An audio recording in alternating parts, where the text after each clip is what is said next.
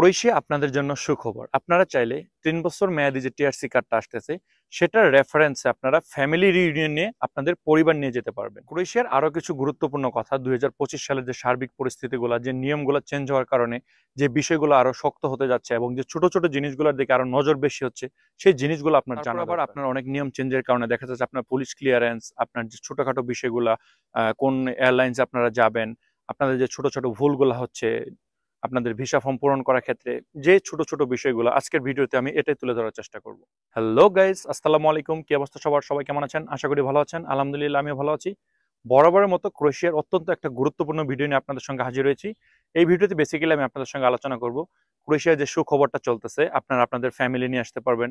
আবার কিছু কিছু কারণে দেখা যাচ্ছে আপনার ছোট ছোট কিছু ভুলের কারণে আপনার ভিসা রিজেক্ট হয়ে যাচ্ছে বা আপনার ভিসা প্রাপ্তিটা অনেক দেরি হচ্ছে, যে জিনিসটা আপনারা বুঝতে পারছেন না সেই বিষয়গুলো, এবং ২০২৫ সালের যে সার্বিক পরিস্থিতির নতুন নিয়মের জন্য যে জিনিসগুলো আপনার কঠোর হতে যাচ্ছে সে বিষয়ে কিছু আলোচনা করবো। সো ভিউয়ার্স, আজকের ভিডিওটি অনেক অনেক গুরুত্বপূর্ণ হতে যাচ্ছে যে সকল ভাইরা আপনারা ক্রোয়েশিয়া যাবেন এবং যারা অলরেডি যাওয়ার চিন্তা ভাবনা করতেছেন তাদের জন্য। সো আশা করি না টেনে ভিডিওটি সম্পূর্ণ দেখবেন। তার আগে ছোট্ট একটা রিকোয়েস্ট, আপনি যদি আমার চ্যানেল নতুন হয়ে থাকেন তাহলে অবশ্যই চ্যানেলটি সাবস্ক্রাইব করে দিবেন এবং পাশে আসা বেল আইকনটি চেপে দিবেন। আর যদি অলরেডি সাবস্ক্রাইব করে থাকেন, thanks a lot. So let's get start the video. তো চলুন প্রথমে কথা বলা যাক যে ছোট ছোট যে জিনিসগুলা আপনার ভুলের কারণে আপনার ভিসা রিজেক্ট হয়ে যেতে পারে সে বিষয়ে কিছু কথা বলি। ফার্স্ট অফ অল আমি বলবো, আপনারা যে ইনভিটেশন লেটারটা পান বা জব কন্ট্রাক্ট বা আপনার কন্ট্রাক্ট লেটার যেটাই বলেন না কেন, সেই জিনিসটাতে আপনারা কিছু ভুল করেন। সেই জিনিসটা হচ্ছে, দেখা যাচ্ছে যে এই কন্ট্রাক্ট পেপারে আপনার একটা সাইন দিতে হয়, মানে আপনার একটা সিগনেচার দিতে হয়। সেই সিগনেচারটা বেসিক্যালি কি করা হয়, দেখা যাচ্ছে আপনার এজেন্সি আপনাকে না দিয়ে আপনার যে পাসপোর্ট সেখান থেকে তিনি কপি করে বা স্ক্যান করে সেখানে ডিজিটাল ভাবে বসিয়ে দিচ্ছে। এই জিনিসটা আপনারা বুঝতে পারছেন না, এটার জন্য অনেকেরই ভিসা রিজেক্ট হওয়ার কারণ হয়ে দাঁড়িয়েছে। তার কারণ হচ্ছে বিগত দিনে যে জিনিসগুলো হতো কন্ট্রাকচুয়াল, সেই কাজটা এখন আর হবে না। ২০২৫ সাল থেকে নিয়ম যেহেতু পরিবর্তন হচ্ছে এবং সব দিকে স্ট্রিট হচ্ছে, সেক্ষেত্রে আমি বলবো যে এই কন্ট্রাক্ট পেপারটায় আপনারা অবশ্যই নিজেরা সিগনেচার করবেন এবং সেই সিগনেচারটা অবশ্যই আপনার পাসপোর্টের প্রথম পেজে যে আপনি স্বাক্ষরটা করছেন ঠিক এরকম ভাবে, বল পেন দিয়ে এরকম ভাবে, কোনো ডিজিটাল না, স্ক্যান করে না। আপনি আপনার এজেন্সিকে বলবেন যে কন্ট্রাক্ট পেপারটা আসার পরে আপনার পাসপোর্টে আপনার যেরকম সিগনেচারটা রয়েছে আপনি ঠিক সেইভাবে সিগনেচারটা করবেন।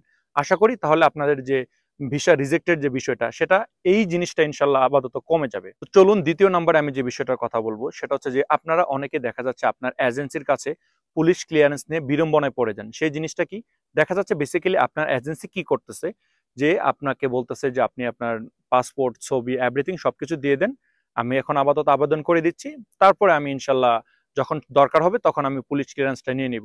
না ভাইয়া, এটা ২০২৫ সাল থেকে আর হবে না। এই কাজটা বেসিক্যালি আগে দেখা যাচ্ছে যে আপনার এজেন্সি, যে ক্রোয়েশিয়ায় অবস্থিত বিভিন্ন ধরনের আপনার সাপ্লায়ার কোম্পানি, তাদের সঙ্গে কন্ট্রাক্ট করে তাদেরকে ম্যানেজ করে এই জিনিসটা তারা করত। কিন্তু এখন আপনার যে নিয়মটা পরিবর্তন হচ্ছে সেই অনুসারে আপনার পুলিশ ক্লিয়ারেন্সটা 100% লাগবে এবং সেটা আপনার পারমিট আসার আগে। এই পুলিশ ক্লিয়ারেন্স ছাড়া আপনার পারমিটের জন্য আবেদনই করা যাবে না এবং সেই জিনিসটা অবশ্যই ক্রোয়েশিয়ান এম্বাসি থেকে অ্যাটাস্টেড করাতে হবে। এই জিনিসটা অনেকেই বুঝেন না। অনেকে আমাকে প্রশ্ন করতেছেন যে ভাইয়া ক্রোয়েশিয়ার ভিএফএস এর যে কার্যক্রমগুলো এখন তো এটা বাংলাদেশ থেকেই করা যাবে, তো তাহলে সেই অ্যাটাস্টেশনের ব্যাপারটাও কি বাংলাদেশ থেকে করা যাবে কিনা? না ভাইয়া, এটা এম্বাসি থেকে করতে হবে। বিষয়টা হচ্ছে যে ভিএফএস গ্লোবাল আপনার যে আবেদনটা, সেই আবেদনটা আগে দেখা যাচ্ছে ইন্ডিয়া বা নেপালে গিয়ে আপনার একটা মাধ্যম হিসেবে করতেন। এখনো কিন্তু আপনার সেই ভিসাটা আপনার যে এম্বাসি সেই দিবে, বাট বাংলাদেশ থেকে এই ভিএফএস গ্লোবাল জাস্ট একটা মধ্যস্থতাকারী হিসেবে কাজ করবে। সেই ক্ষেত্রে আপনার যে পুলিশ ক্লিয়ারেন্স অ্যাটাস্টেশনের যে বিষয়টা, সেটা অবশ্যই এম্বাসি থেকেই করতে হবে। পূর্বে যেভাবে করছেন ঠিক এভাবে করবেন। বাট এখন আপনাদেরকে আমি রিকোয়েস্ট করব, আপনার এজেন্সি বা কোনো মাধ্যম, আপনারা যার মাধ্যমে যাবেন, সে যদি আপনাকে বলে যে পুলিশ ক্লিয়ারেন্সটাকে আমরা পরে এডিট করে, আগে যে কাজটা করা হতো এডিট করে দিব, যখন পারমিট চলে আসবে তখন নতুন করে পুলিশ ক্লিয়ারেন্স নিয়ে তারপরে আমরা সব ডকুমেন্টস একসঙ্গে দিয়ে ভিএফএস এ জমা করব, না ভাইয়া, এই জিনিসটা করার চেষ্টাই করবেন না। তার কারণ হচ্ছে আপনার যদি পুলিশ ক্লিয়ারেন্স অ্যাটাস্টেশন করান এবং সেটা পারমিট আসতে আসতে যদি আপনার মেয়াদটা শেষ হয়ে যায়, তাহলে আপনি আবার নতুন করে পুলিশ ক্লিয়ারেন্স করবেন এবং আপনি আবার অ্যাটাস্টেশন করে সেই দুইটা জিনিসই, যেটা এক্সপায়ার হয়ে গেছে সেটা এবং নতুন যেটা করছেন সেটা, দুটোটা একসঙ্গে দিয়ে তারপরে আপনি ভিএফএস গ্লোবালে জমা দেওয়ার চেষ্টা করবেন। আপনি 14 থেকে 15 লাখ টাকা খরচ করে আপনি ক্রোয়েশিয়া আসতে চাচ্ছেন, কেন এই ছোট একটা জিনিসের জন্য আপনি রিস্ক নেবেন? এই জিনিসটা কখনোই ভুল করবেন না। আশা করি এই ব্যাপারটা ক্লিয়ার। আর 3 নম্বরের বিষয় যেটা, সেটা হচ্ছে দেখা যাচ্ছে যে আপনার যে ডিভিসা ফর্ম সেটা অনেকে ধ্যান খেয়াল দিয়ে পূরণ করেন না। দেখা যাচ্ছে যে আপনার যে পার্সোনাল ডিটেলস গুলো, আপনার নাম, আপনার পাসপোর্ট নাম্বার, আপনার তারপরে হচ্ছে আপনার যে ঠিকানাগুলো দেওয়া থাকে, এই জিনিসগুলো দেখা যাচ্ছে অনেক সময় আপনারা ভুলভাবে আপনার এজেন্সির উপর ছেড়ে দেন, এবং বা যে একটা অভিজ্ঞ লোক আপনারা তার উপর ছেড়ে দিচ্ছেন, আপনার এগুলো ভালোভাবে দেখতেছেন না, সে পূরণ করে দিচ্ছে। দেখা যাচ্ছে যে কোনো একটা জায়গায় আপনার সারনেম বা আপনার নামের একটা অক্ষর বা কোনো একটা জিনিস আপনার মিসআন্ডারস্ট্যান্ডিং হয়ে যাচ্ছে, দেখা যাচ্ছে সেটার রেফারেন্সে আপনার ভিসা বের হয়ে আসতেছে, কিন্তু এই ভিসা নিয়ে আপনি যখন ফ্লাই করবেন তখন দেখা যাচ্ছে যে আপনার ইমিগ্রেশন আপনাকে ঝামেলা করবে। সো এই জিনিসগুলা ভিসা ফর্মটা পূরণ করার ক্ষেত্রে আমি বলবো অবশ্যই আপনারা ধ্যান খেয়াল দিয়ে তারপরে আপনারা এই জিনিসটা পূরণ করার চেষ্টা করবেন। বাট এজেন্সি এখন কি করতেছে, এজেন্সির কোনো ধারণাই নেই, এজেন্সি পূর্বচারিত নিয়ম নিয়ে আপনাদেরকে বলতেছে যে যখন আপনার পারমিট চলে আসবে, সবকিছু চলে আসবে, তারপরে আমরা নতুন করে পুলিশ ক্লিয়ারেন্স করে বা সেই যে অ্যাটাস্টেশন করা আগের পুলিশ ক্লিয়ারেন্সটা আছে সেখানে এডিট করে তারপর আমরা এটা জমা দিয়ে দিব। ভাইয়া, যারা এম্বাসিতে আপনাকে ভিসা দেওয়ার জন্য বসে আছে তারা এতটা বোকা না যে আপনি যে এডিট করে দিচ্ছেন সেই জিনিসটা তারা ধরতে পারবে না। এটা বিগত দিনে হতো, কন্ট্রাকচুয়াল যে কাজ হতো, এখন আর কোনো কন্ট্রাকচুয়াল কাজ হবে না। সেক্ষেত্রে অবশ্যই আপনি 15 থেকে 20 লাখ টাকা খরচ করবেন ক্রোয়েশিয়া আসার জন্য, এই ছোট ছোট জিনিসগুলোর ব্যাপারে আপনি কেন রিস্ক নেবেন? আশা করি জিনিসটা ক্লিয়ার।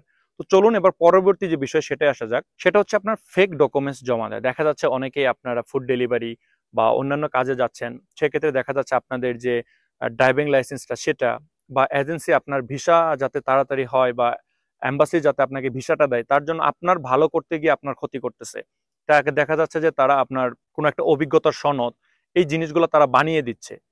সো আমি বলবো যে এগুলো কোনো ম্যান্ডেটরি জিনিস না যে এটা আপনার লাগবেই, এগুলা কোনো ম্যান্ডেটরি জিনিস না। আপনার যে জিনিসগুলা আপনার একদম প্রপার, আপনারা সেই জিনিসগুলাই সাবমিট করার চেষ্টা করবেন। দেখা যাচ্ছে এজেন্সি আপনার জন্য একটা শিক্ষাগত সনদ বা আপনার একটা অভিজ্ঞতার সনদ এগুলো বানিয়ে দিল, বাট এম্বাসি থেকে যখন ইনকোয়ারি করা হবে দেখা যাচ্ছে যে না, আপনার সঙ্গে সেই জিনিসগুলো যাচ্ছে না, বা তারা যখন এই জিনিসগুলো ইনভেস্টিগেশন করবে দেখা যাচ্ছে যে এটার কোনো ভ্যালু নেই।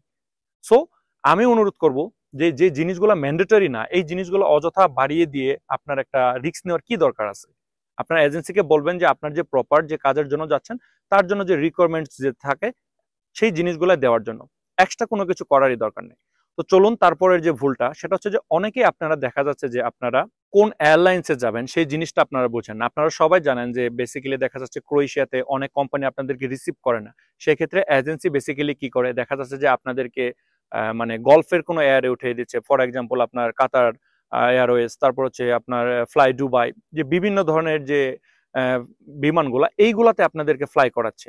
সো এইগুলাতে যদি আপনি ফ্লাই করেন সেক্ষেত্রে দেখা যাচ্ছে ক্রোয়েশিয়াতে যাওয়ার পরে অবশ্যই 100-100 আপনার ইমিগ্রেশন হবে, এবং ইমিগ্রেশন হওয়ার সময় যদি আপনাকে প্রশ্ন করে বসে যে আপনার যে এমপ্লয়ার যে আপনাকে নিতে চাচ্ছে যে তার একটা ফোন নাম্বার বা তার একটা অ্যাড্রেস আমাদেরকে দেন, আর আল্লাহ না করুক, আমি এটা আপনাদেরকে বোঝানোর জন্য বলতেছি, অন্য 10 জনের যে প্রশ্ন করে নাই এর মানে যে আপনাকে কোনো ইমিগ্রেশন প্রশ্ন করবে না এটা হতে পারে না। এটা ডিপেন্ড করে ভাগ্যের উপর। সো এই জিনিসগুলো আপনার জানা থাকলে আমি মনে করি আপনি ফ্রিলি যেতে পারবেন। সেক্ষেত্রে আপনি আপনার এজেন্সিকে বলবেন যে ইউরোপীয় ইউনিয়নের যে ফ্লাইগুলো থাকে সেইগুলোতে, ফর এক্সাম্পল আপনার পলিশ, এক কথায় হচ্ছে আপনার যে ইউরোপীয় ইউনিয়নের যে বিমানগুলো চলাচল করে সেইগুলোতে করার জন্য, সেইগুলোতে করলে দেখা যাচ্ছে যে আপনার দেখা যাচ্ছে আপনি যদি পলিশ এয়ারলাইন্স ব্যবহার করেন সেক্ষেত্রে আপনার ইমিগ্রেশনটা আপনার পোল্যান্ডে অথবা জার্মানিতে হয়ে যাবে। তারপর আপনি জাস্ট ক্রোয়েশিয়াতে যাবেন, আপনার পাসপোর্টটাকে স্ক্যান করে রাখবে, আপনাকে ছেড়ে দিবে, সেক্ষেত্রে আপনার রিস্কটাও কমে যাবে। বাট এই জিনিসটাকে আপনারা কেউ মিস ইউজ করবেন না। মিস ইউজটা কি, দেখা যাচ্ছে অনেকেই আপনার এইসব এয়ারলাইন্সে গেলে দেখা যাচ্ছে যে আপনারা ক্রোয়েশিয়াতে যাবেন না, আপনারা না গিয়ে সেখান থেকেই অন্য কোনো দেশে বা অনেকেই পোল্যান্ডে আসার চেষ্টা করে এখানে থেকে যাবেন, এই জিনিসটা করার দরকার নেই। এটা আমি আপনাদের ভালোর জন্য বলতেছি। তো চলুন এবার পরবর্তী বিষয়ে আসা যাক, সেটা হচ্ছে আপনারা অনেকে দেখা যাচ্ছে যে কি কি ডকুমেন্টস আপনারা আপনাদের সঙ্গে নেবেন এই জিনিসটা আপনারা বুঝেন না। সেক্ষেত্রে আমি বলবো মাস্ট আপনি আপনার যে পারমিটটা এবং আপনার যে জব কন্ট্রাক্টটা এটা নেবেন। যদি আপনি দেখা যাচ্ছে যে ইউরোপীয় ইউনিয়নের যে দেশগুলা সেইগুলোর যদি কোনো এয়ারলাইন্সে আপনি যাওয়ার চেষ্টা করেন সেক্ষেত্রে আপনার ফর এক্সাম্পল পোল্যান্ড বা আপনার জার্মানিতে যদি আপনার ট্রানজিট হয় সেক্ষেত্রে সেখানে ইমিগ্রেশন হওয়ার সময় আপনাকে জাস্ট দুইটা জিনিস চাইবে, সেটা হচ্ছে আপনার পারমিট এবং আপনার যে কন্ট্রাক্ট লেটার সেটা। অবশ্যই আপনারা চেষ্টা করবেন যে আপনার যে পারমিটটা সেটা, আমি জানি ফটোকপি হয়, এই ফটোকপিটাই নিয়ে যাওয়ার চেষ্টা করবেন, বাট একদম প্রপার ওয়েতে তাদেরকে দেওয়ার চেষ্টা করবেন। আশা করি এই জিনিসটা ক্লিয়ার। তারপরে দেখা যাচ্ছে আপনার পুলিশ ক্লিয়ারেন্স, অনেকেই দেখা যাচ্ছে আপনারা আপনাদের পুলিশ ক্লিয়ারেন্সটা সঙ্গে নিয়ে যান না। এটা আপনি যদি সঙ্গে নিয়ে না যান দেখা যাচ্ছে যে পরে আপনার বিড়ম্বনায় পড়তে হবে। আপনি যখন টিআরসি কাট করতে যাবেন আপনার এই পুলিশ ক্লিয়ারেন্সটা মাস্ট লাগবে। সেক্ষেত্রে দেখা যাচ্ছে যে আপনার আবার বাংলাদেশ থেকে ডিএচএল করে আনতে আপনার অনেকটা খরচ হয়ে যাবে। সো আশা করি আপনার যে ডকুমেন্টসগুলো আপনার সঙ্গে নেওয়ার, সেটা হচ্ছে আপনার পারমিট, আপনার জব কন্ট্রাক্ট, তারপর আপনার পুলিশ ক্লিয়ারেন্স, তারপর যে আপনি হেলথ ইন্স্যুরেন্সটা করবেন, আবার ট্রাভেল ইন্স্যুরেন্সটা যে করবেন, এই জিনিসগুলো একসঙ্গে একটা জায়গায় করে নিয়ে যাওয়ার চেষ্টা করবেন। বাট একটা জিনিস মাথায় রাখবেন, অবশ্যই আপনি আপনার এজেন্সিকে বলবেন, যেহেতু আপনি পুলিশ ক্লিয়ারেন্সটা আপনার এজেন্সির মাধ্যমে অ্যাটাস্টেশন করাবেন, অবশ্যই হার্ড কপি, কোনো সফট কপি না, কোনো ফটোকপি না, কোনো পিডিএফ না। এক কথায় যে অরিজিনাল যে কপিটা পুলিশ ক্লিয়ারেন্সের, সেই অরিজিনাল কপিটা আপনি নিয়ে যাওয়ার চেষ্টা করবেন। সেক্ষেত্রে সেটার যদি মেয়াদ এক্সপায়ার হয়ে যায়, সেটা কোনো সমস্যা নেই। এম্বাসি ফেস করার পরে আপনার এটার আর কোনো কাজ নাই। আপনার ফ্লাই হওয়ার পরে যদি এটার মেয়াদ শেষ হয়ে যায়, সেক্ষেত্রে কোনো সমস্যা নেই, আপনি সেটা দিয়ে আপনি টিআরসি কার্ড করতে পারবেন। আশা করি এই জিনিস বা এই ছোট ছোট জিনিসগুলো আপনারা ভুল করবেন না। তো চলুন এবার কথা বলা যাক যে 2025 সালের যে সার্বিক পরিস্থিতিটা, এ বিষয়ে কথা বলি। এ বিষয়ে আসার আগে ছোট্ট একটা অনুরোধ, ভিডিওটা যদি ভালো লেগে থাকে এবং ইনফরমেটিভ মনে হয়, তাহলে অবশ্যই লাইক, কমেন্ট এবং শেয়ার করবেন। অ্যাটলিস্ট আমাকে সাপোর্ট করার জন্য হলো আমার চ্যানেলটাকে সাবস্ক্রাইব করে রাখবেন। সার্বিক পরিস্থিতির ব্যাপারে যদি আমি প্রথমে কথা বলি, তো দেখা যাচ্ছে অনেকে অনেক ধরনের ভ্রান্ত ধারণা করতেছেন যে আপনাদের শীতের সময় আপনাদের ভিসা হবে না, বা আপনি কোন সময় আবেদন করবেন এই জিনিসগুলো বুঝতে পারতেছেন না। দেখেন, তাদের যে ক্রিসমাস, এটার জন্য দেখা যাচ্ছে আপনার 22 তারিখ থেকে শুরু করে জানুয়ারির 8 তারিখ, 10 তারিখ বা 12 তারিখ পর্যন্ত মোটামুটি কার্যক্রমগুলো স্থগিত থাকবে, বিভিন্ন জনের ছুটি থাকবে, এখানে একটু ডিলে হয়ে যাবে। সেই ক্ষেত্রে আমি বলবো যে এখন আপনার আবেদন করার, আপনারা জিনিসটা বোঝার চেষ্টা করবেন, এখন আপনার 2025 সালের জন্য আবেদন করার, পারমিটের জন্য আবেদন করার একটা উত্তম সময়। এখন আপনি যদি আবেদন করেন, দেখা যাচ্ছে আপনার সবকিছু মিলিয়ে 3 থেকে 4 মাস সময় লাগবে। বাট একটা কথা বারবার বলে দিই, সেটা হচ্ছে যে আপনারা সবাই শুধু জাগরেব জাগরেব জাগরেব, এই জাগরেবের পারমিটের জন্য আপনাদের দেখা যাচ্ছে যে ক্রোয়েশিয়া আসা হচ্ছে না। কেন ভাই? আপনার জাগরেবে আসতে হবে। জাগরেবে প্রচুর পরিমাণ জ্যাম থাকে। আমি আপনাদেরকে বলবো, আপনারা অন্যান্য যে সিটিগুলো রয়েছে সেই সিটিতে আবেদন করেন, সেই সব ছোট ছোট শহরগুলোতে আবেদন করেন, পারমিটটাও তাড়াতাড়ি পাবেন এবং আপনি আসার যে বিষয়টা সেটাও খুব তাড়াতাড়ি হবে। জাগরেবে আপনার অনেক সময় লাগবে। সেক্ষেত্রে আমি বলবো যে 2025 সালের যে নতুন নিয়মটা, এটা চালু হওয়ার পরে আশা করি আপনার পারমিট আসা, তারপর আপনার পারমিটের মেয়াদ, এভরিথিং সবকিছুই মোটামুটি আপনার কমে আসবে। সে সময় আপনারা চাইলে আবেদন করতে পারেন জাগরিবের জন্য। বাট এখন যদি আপনি আবেদন করেন, আমি আপনাদেরকে অনুরোধ করব যে আপনারা জাগরিবের বাইরে অন্যান্য যে ছোট ছোট সিটিগুলো রয়েছে সেগুলোতে আবেদন করেন।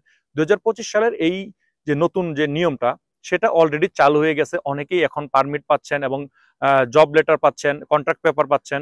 সেখানে দেখা যাচ্ছে বেসিক্যালি আপনাদের স্যালারিটা 945 ইউরো উল্লেখ করা রয়েছে। আমার সঙ্গে 2-4 জনের কথা হয়েছে যারা নতুন আবেদন করছে এবং নতুন পারমিট পেয়েছে, বাট তাদের যে স্যালারিটা, সেই জিনিসটা তাদের উল্লেখ অলরেডি হয়ে গেছে। বাট এটা কবে থেকে দিবে এটা আদৌ বলা যাচ্ছে না। বাট আমরা যতটুকু রিউমার্স পাচ্ছি যে এটা আপনার জানুয়ারি থেকে শুরু হওয়ার কথা, বাট ডে বাই ডে এটা আপনার মার্চের শেষের দিক থেকে ইনশাল্লাহ পুরো ক্রোয়েশিয়া জুড়ে সব কোম্পানি এটা দিতে বাধ্য থাকবে।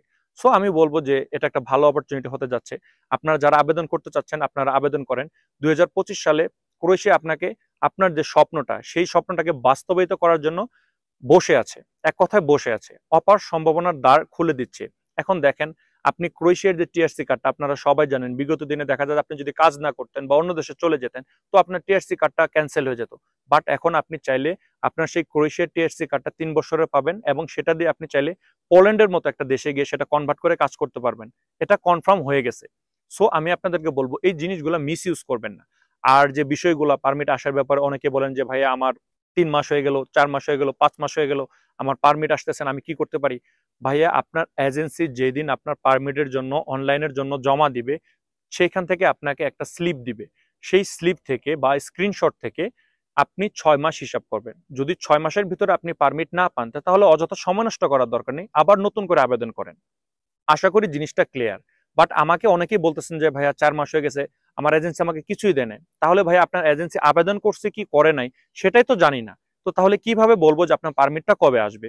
আশা করি জিনিসটা ক্লিয়ার। তো চলুন এবার একটা গুরুত্বপূর্ণ বিষয়, যে জিনিসটা আমাকে অনেকেই কমেন্টস করেন, সেটা হচ্ছে যে আপনার ট্রাভেল ইন্স্যুরেন্স। এই জিনিসটা নিয়ে আপনাদের বিতর্কের কোনো শেষ নেই, আপনাদের ভাবনার টেনশন এগুলোর কোনো শেষ নেই।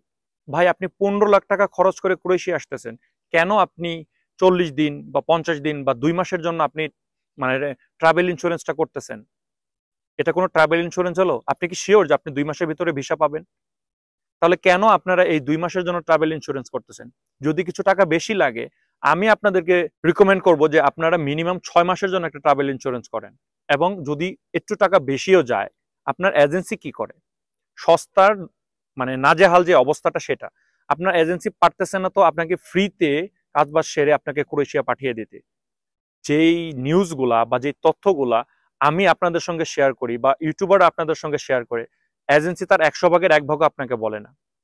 আপনি আপনার এজেন্সিকে বলবেন যে আপনার যে ট্রাভেল ইন্স্যুরেন্সটা সেটা 30,000 ইউরো কাভার করে এরকম একটা ভালো এবং হাইলি ডিমান্ড এবং মানে একদম এস্টাবলিশড যে একটা প্রতিষ্ঠান সেখান থেকে করানোর জন্য। এর মানে এই না যে আপনার থেকে 30,000 ইউরো নেবে। এটা অল্প কিছু টাকার বিনিময়ে আপনি চাইলে আপনার এজেন্সি না, আপনি অন্য খান থেকেও করতে পারবেন এবং আপনি চাইলে ভিএফএস গ্লোবালে বসেও এটা করতে পারবেন। সো 30,000 ইউরো কাভার করে এরকম একটা ভালো একটা ট্রাভেল ইন্স্যুরেন্স করার চেষ্টা করবেন, যেটার মেয়াদ মিনিমাম আপনার 6 মাস থাকতে হবে। আশা করি এই জিনিসটা ক্লিয়ার। তো চলুন এবার কথা বলা যাক যে 2025 সালের যে সার্বিক যে নিয়মগুলো চেঞ্জ হচ্ছে, এর জন্য যে জিনিসগুলো আপনার স্ট্রেট হচ্ছে বা কড়াকড়ি হচ্ছে সেই বিষয়গুলা। একে তো আপনার পারমিটটা এখন একদম অরিজিনাল কোম্পানি ছাড়া আসবে না। সো আমি বলবো আপনারা অথেন্টিক মাধ্যমে আবেদন করার চেষ্টা করবেন। আর একটা সবচেয়ে বড় সুখবর সেটা হচ্ছে যে আপনি আপনার টিআরসি কার্ডের আন্ডারে ফ্যামিলি রিউনিয়ন ভিসার আবেদন করে যারা ওইখানে দেখা যাচ্ছে যে 2 বছর 3 বছর বিভিন্ন একটা সময় অতিবাহিত করতেছেন, আপনাদের ফ্যামিলির সঙ্গে কোনো কমিউনিকেশন নাই, এই সুযোগটা তাদের জন্য দিচ্ছে এবং এটা ডে বাই ডে সবার জন্য প্রযোজ্য হবে। সো আপনারা এটা রেফারেন্সে আপনারা আপনাদের ফ্যামিলিকে আনতে পারবেন। ফ্যামিলি রিউনিয়ন মানে হচ্ছে আপনার ফ্যামিলির সঙ্গে পূর্ণ মিলন। এই জিনিসটাকে ব্যবহার করে আপনারা আপনাদের ফ্যামিলিকে ক্রোয়েশিয়া এনে স্টেপ বাই স্টেপ বিভিন্ন পন্থা রয়েছে, আপনারা আপনাদের ফ্যামিলি নিয়ে সেটেল হতে পারবেন। আশা করি এটা আমাদের জন্য অনেক একটা ভালো সুখবর। সো ওভারঅল আমি বলবো যে 2025 সালে ক্রোয়েশিয়া অপার সম্ভাবনা একটা দ্বার খুলে দিচ্ছে। আর সবচেয়ে বড় কথা হচ্ছে যে আমার কাছে যখন যে ইনফরমেশনটা আসতেছে আমি আপনাদের সঙ্গে সেটা শেয়ার করতেছি। দেখা যাচ্ছে একটা ভিডিওতে সবকিছু কভার করা যায় না। আপনাদের যদি কোনো কিছু জানার থাকে বা আপনি যদি কোনো বিষয় না বুঝতে পারেন অবশ্যই আমাকে কমেন্টস করবেন, আমি আপনাকে কমেন্টসে রিপ্লাই দেওয়ার চেষ্টা করব, সেখানেও আপনি একটা ইনফরমেশন পাবেন। সো ভিউয়ার্স, আজকের ভিডিওটা বড় করতেছি না, ইনশাল্লাহ ক্রোয়েশিয়া নিয়ে পরবর্তী ভিডিওতে আরো কিছু গুরুত্বপূর্ণ আলোচনা করব। সেই আশাবাদ ব্যক্ত করে সবাই ভালো থাকবেন, আমার জন্য দোয়া করবেন, আপনাদের জন্য দোয়া রইল। আসসালামু আলাইকুম।